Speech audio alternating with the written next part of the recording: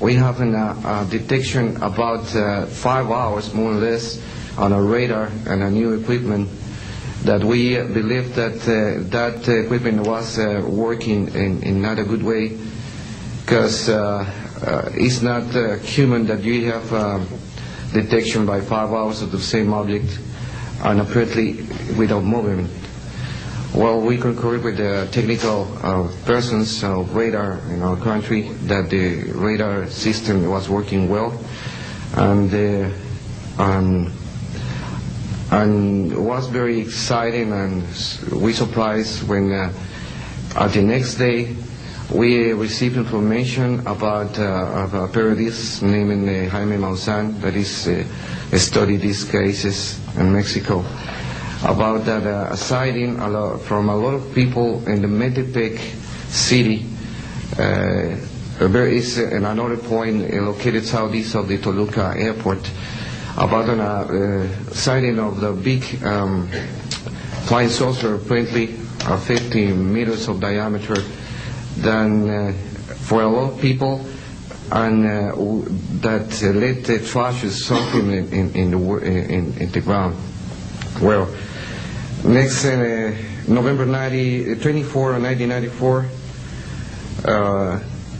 we have on service officially our new radar system, and after that moment we have information very exactly about of these sightings at the same time with the pilots and detections.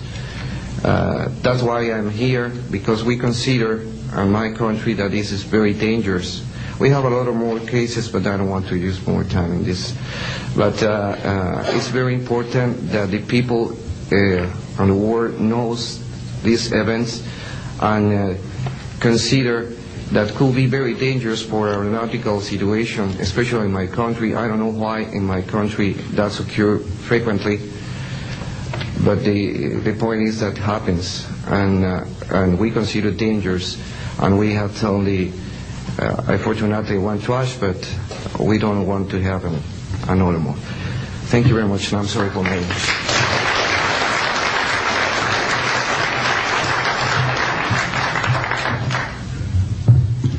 My name is Graham Bethune. I'm a retired Navy commander, pilot, had a top secret clearance.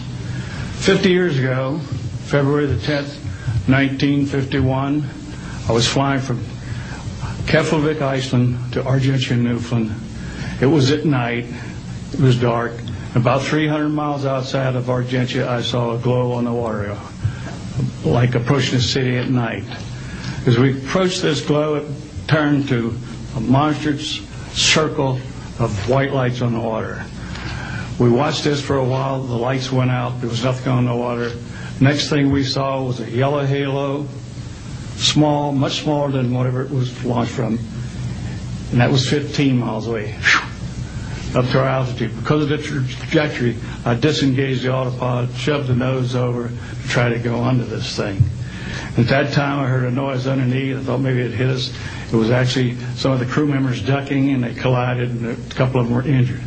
Then it appeared over to the right and moved out slowly and flew with us. It was still not at our altitude, but we could see the shape of it. It had a dome. We could see the coronal discharge. I went back aft to let the other pilot, Al Jones, take my seat to see what the passenger's reaction was. Came back to the cockpit, told him not to report anything, simply because what the psychiatrist had said to me, maybe they would lock us up. So basically, the instruments in the cockpit, we had 4 or 5 failures. In the area of magnetic compass, the electromagnetic effect, in the area of directional finders, and this type of thing. The craft was tracked by radar in excess of 1,800 miles an hour. It never did get to our altitude. We had 31 passengers, plus the psychiatrists and the crew members, that all cited this at different areas. When we landed at Argentia, Newfoundland, we were interrogated by the Air Force, an excellent interrogation, Captain Paulson. When we landed at the Naval Air Test Center here at Patuxent River, we were required by Navy intelligence to make out individual reports. Out of the National Archives, I have the 18-page official Navy and Air Force report. I've made up a report to straighten out all the truth. There's a stack of books out there this high that have written all of this up. So the truth is here. I will testify under oath before Congress that everything that I have said is true.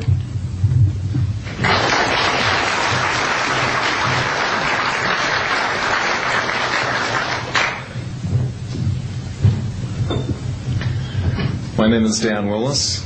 I was in the United States Navy. I held a top secret crypto level 14 extra sensitive material handling security clearance. I worked in the code room at the Naval Communications Station in San Francisco. In 1969, I received a priority message from a ship near Alaska that was classified as secret. The ship reported merging out of the ocean near Port Bow, a brightly glowing reddish-orange elliptical object, approximately 70 feet in diameter, emerged out of the water, shot into space, traveling at about 7,000 miles per hour. This was tracked on ship's radar and substantiated. Years later, I worked at the Naval Electronic Engineering Center in San Diego for 13 years. The co-worker who I worked with worked at the NORAD facility. When he first started working at the facility, he noticed objects going on the screens that track everything out in space and in the air, objects going off the scale, doing right-angle turns. When he inquired, his older supervisor advised him that, quote, it was just a visit from one of our little friends. He thought this was a little unusual. These statements are true. I'm willing to testify under oath before Congress. Thank you.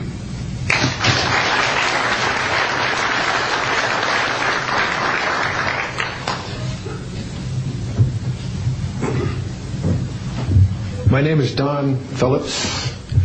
I was in the United States Air Force and had worked with certain intelligence agencies of the United States government.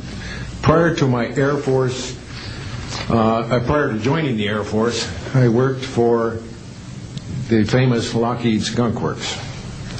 And I was working for them when I was attending college, and I worked for them in the capacity as a design engineer.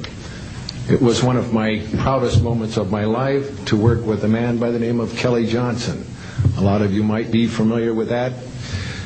It turns out that the models of aircraft that we were building, as you know, were all classified, were in the deep black, and that I came in on the end of the U-2 project. My main project was known later as the SR-71. The SR-71 had a predecessor. It had a special model built for the CIA, and that those models were one passenger, one pilot special aircraft in order to get from one place to another very, very quickly. Now these SR-71s, as we know them, the Blackbird, are the type of aircraft that are still classified in a sense as far as the altitude that it flies at and also the speed records that it holds. I'm very proud to say that this aircraft played a big part in helping to end the Cold War. The aircraft, the predecessor aircraft, there's strong evidence to suggest that perhaps these aircraft had a different role once in the air. Each pilot, and I know a few of them, each pilot had an assignment before they took off. Okay?